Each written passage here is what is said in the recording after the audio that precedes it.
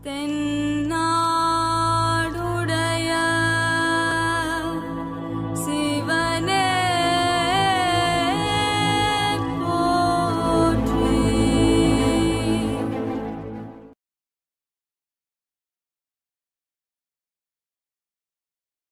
அந்தமில்லாத கால வெள்ளத்தில் கற்பனை ஓடத்திலே ஏறி நம்முடன் சிறிது நேரம் பிரயாணம் செய்யுமாறு நேயர்களை அழைக்கிறோம்.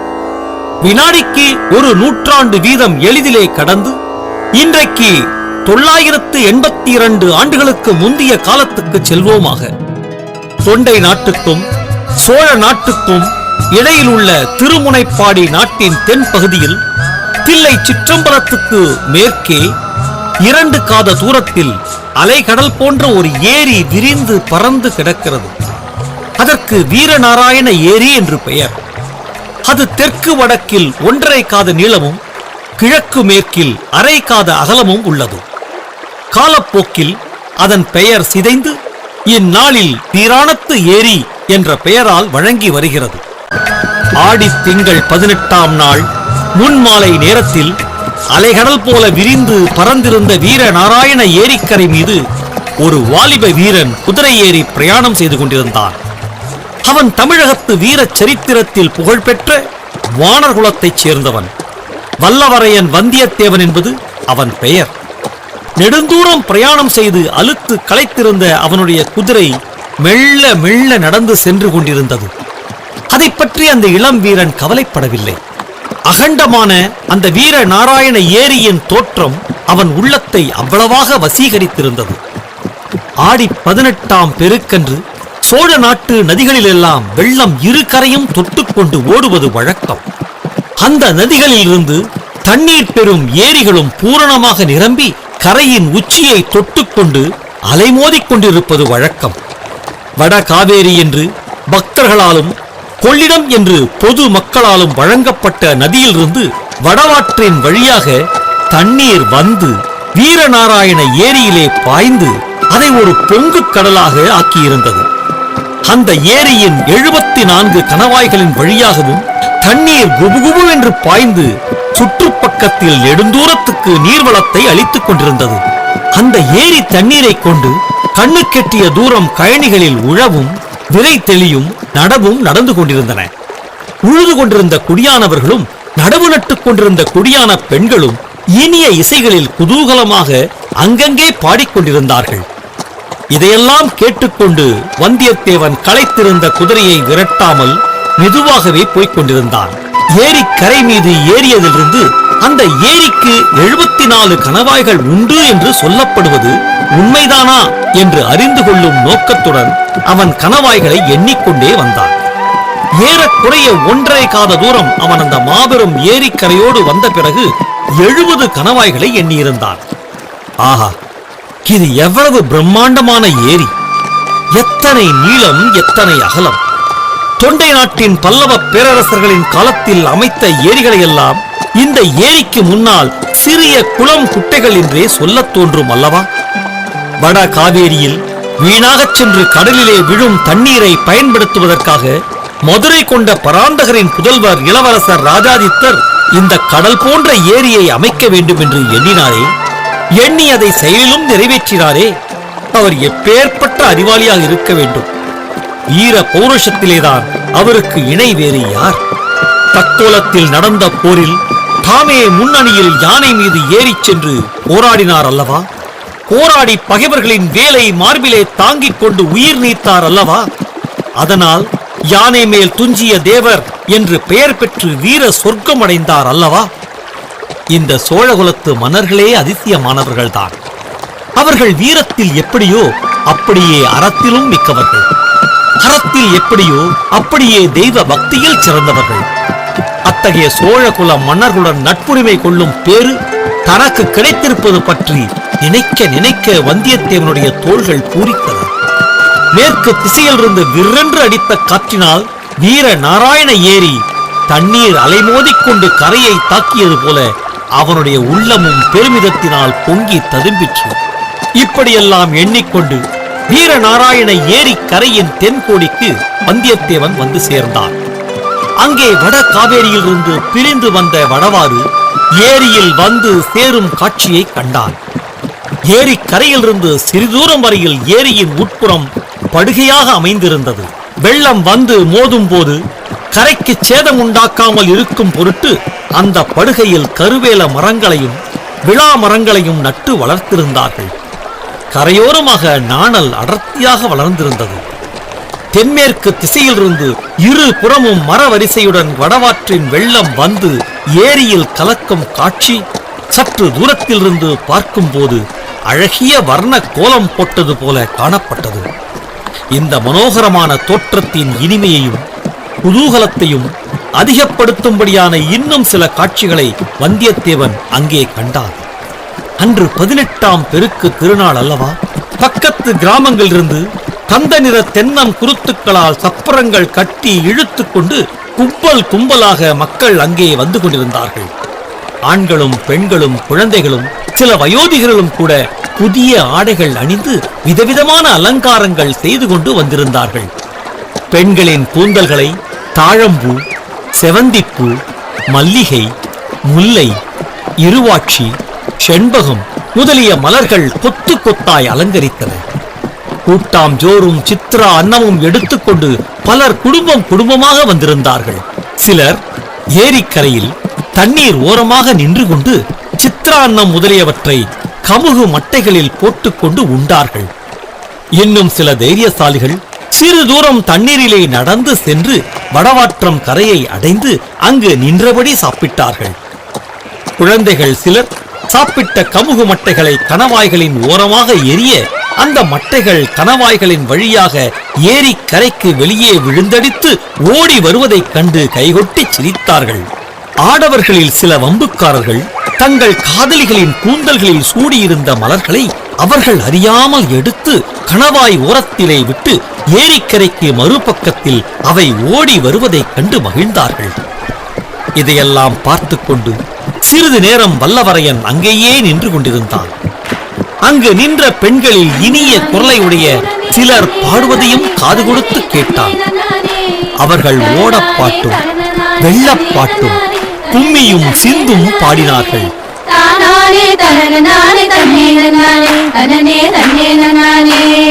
வடவாறு பொங்கி வருது வந்து பாருங்கள், பள்ளியறை வந்து பாருங்கள், வெள்ளாறு விரைந்து வருது வேடிக்கை பாருங்கள், தொழியறை வேடிக்கை பாருங்கள், காவேரி புரண்டு வருது காண வாருங்கள், பங்கியறை காண வாருங்கள் என்பன போன்ற வெள்ளப்பாட்டுக்கள் வந்தியத்தேவன் செவிகளிலே இந்த வெள்ளமாக பாய்ந்தன.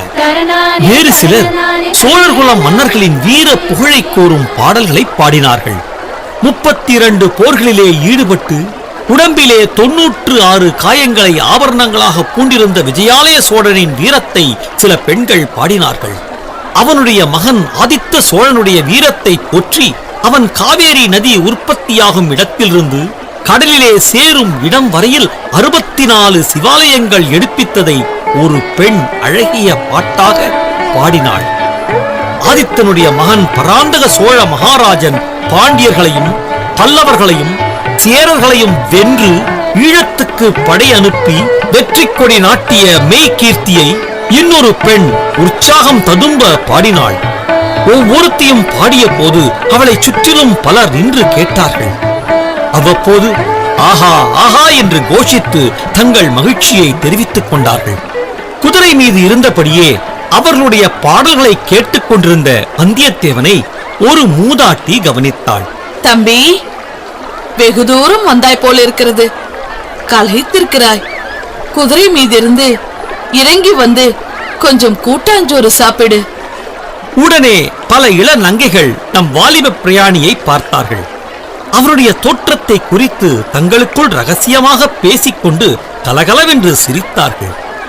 வந்தியத்தேவனை ஒரு பக்கம் வெட்கமும் இன்னொரு பக்கம் குதூகலமும் குடுங்கி தின்றன. அந்த மூதாட்டி சொற்படி இறங்கிச் சென்று அவள் தரும் உணவை சாப்பிடலாமா என்று ஒரு கணம் சிந்தித்தான். அப்படி சென்றால் அங்கே நின்ற இளம் மங்கைமார்கள் பலரும் அவனை சூழ்ந்து கொண்டு பரிகசித்து சிரிப்பார்கள் என்பது நிச்சயம். அதனால் என்ன? அத்தனை அழகிய பெண்களை ஒரே இடத்தில் காண்பது சுலபமான காரியமா? அவர்கள் தன்னை பரிகசித்து சிரித்தாலும் அந்த ஒலி தேவகானமாகவே இருக்கும். வந்தியத்தேவனின் யௌவன கண்களுக்கு அந்த ஏரிக்கரையில் நின்ற நங்கைகள் எல்லாரும் அரம்பைகளாகவும் மேனைகளாகவுமே தோன்றினார்கள். ஆனால் அதே சமயத்தில் தென்மேற்கு திசையில் வடவாற்றின் நீரோட்டத்தில் தோன்றிய ஒரு காட்சி அவனை சிறிது தயங்கச் செய்தது. வெள்ளை பாய்கள் விரிக்கப்பட்ட 7-8 பெரிய ஓடங்கள் வெண் சிறகுகளை விரித்துக் கொண்டு நீரிலே மிதந்து வரும் அன்ன பட்சிகளைப் போல மேல காற்றினால் உந்தப்பட்டு விரைந்து வந்து கொண்டிருந்தன. ஏரிக்கரையிலே பல வகை களியாட்டங்களில் ஈடுபட்டிருந்த ஜனங்கள் அத்தனை பேரும் அந்த படகுகள் வரும் திசையே ஆவலுடன் பார்க்கத் தொடங்கினார்கள். அந்த படகுகளிலே ஒரு படகு எல்லாவற்றுக்கும் முன்னதாக விரைந்து வந்து ஏரிக்கரை வடக்கு நோக்கி திரும்பும் மூலையை அடைந்தது. அந்த படகிலே கூரிய பிரகாசமான வேல்களை ஏந்திய ஆஜானுபாகுவான வீரர்கள் பலர் இருந்தார்கள். அவர்களில் சிலர் ஏரிக்கரையில் குதித்து இறங்கி அங்கே இருந்த ஜனங்களை பார்த்து போங்கள் போங்கள் என்று விரட்டினார்கள்.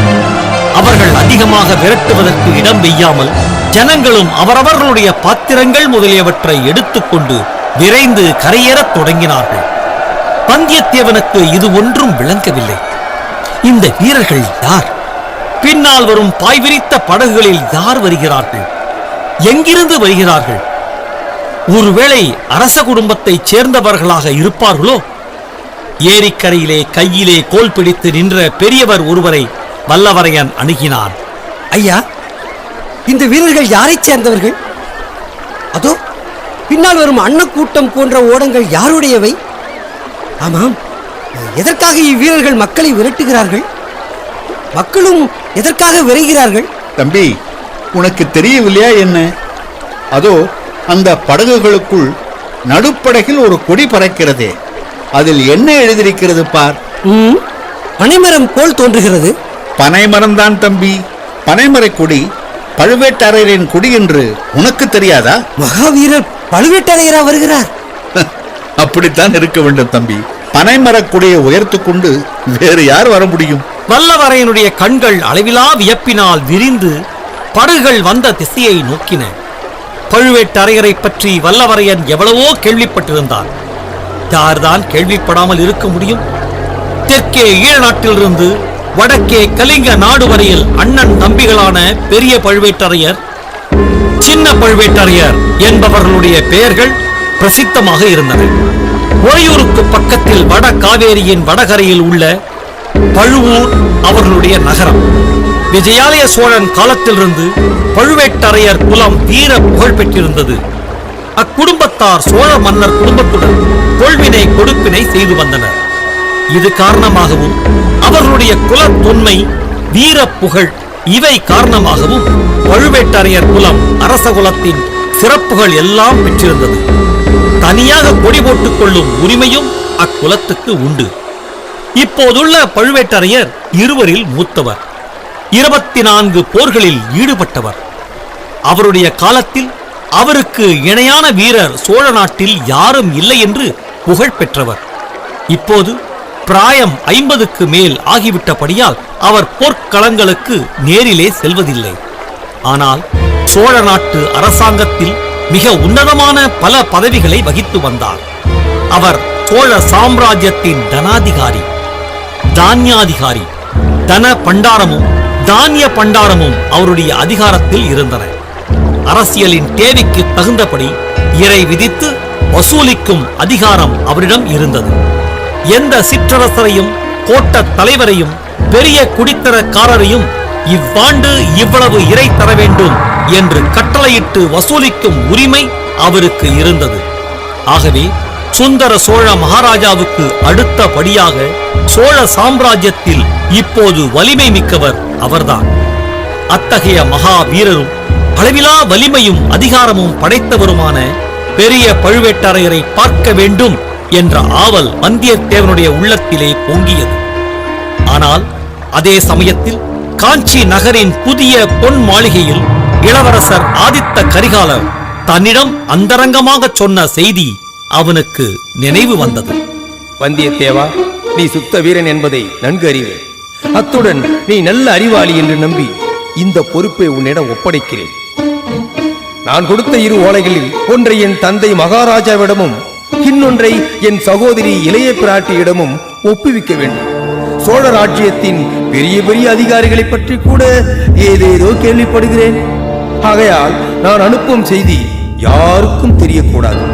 எவ்வளவு முக்கியமானவராக இருந்தாலும் நீ என்னிடமிருந்து ஓலை கொண்டு போவது தெரியக்கூடாது. வழியில் யாருடனும் சண்டை பிடிக்க கூடாது. நீயாக வலுச்சண்டைக்கு போகாமல் இருந்தால் மட்டும் போதாது, மற்றவர்கள் வலுச்சண்டைக்கு இழுத்தாலும் நீ அகப்பட்டுக் கொள்ளக்கூடாது. உன்னுடைய வீரத்தை நான் நன்கறிவேன். அதை எத்தனையோ தடவை நீ நிரூபித்திருக்கிறாய். ஆகையால் வலிய வரும் சண்டையிலிருந்து விலகிக் கொண்டாலும் கௌரவ குறைவு ஒன்றும் உனக்கு ஏற்பட்டு விடாது.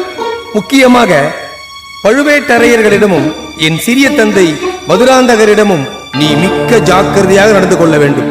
அவர்களுக்கு நீ இன்னான் என்று கூட தெரியக்கூடாது. நீ எதற்காக போகிறாய் என்று அவர்களுக்கு கண்டிப்பாக தெரியக்கூடாது.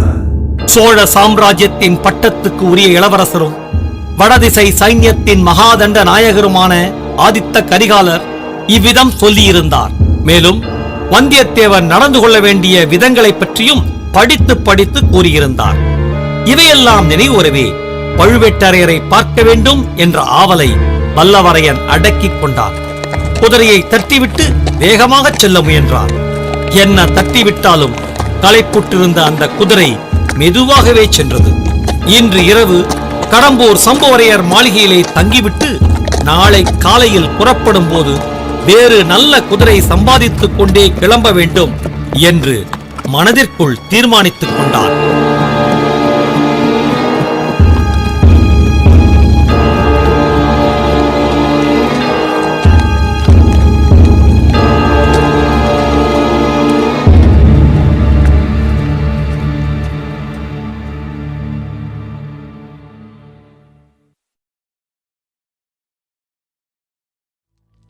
தென்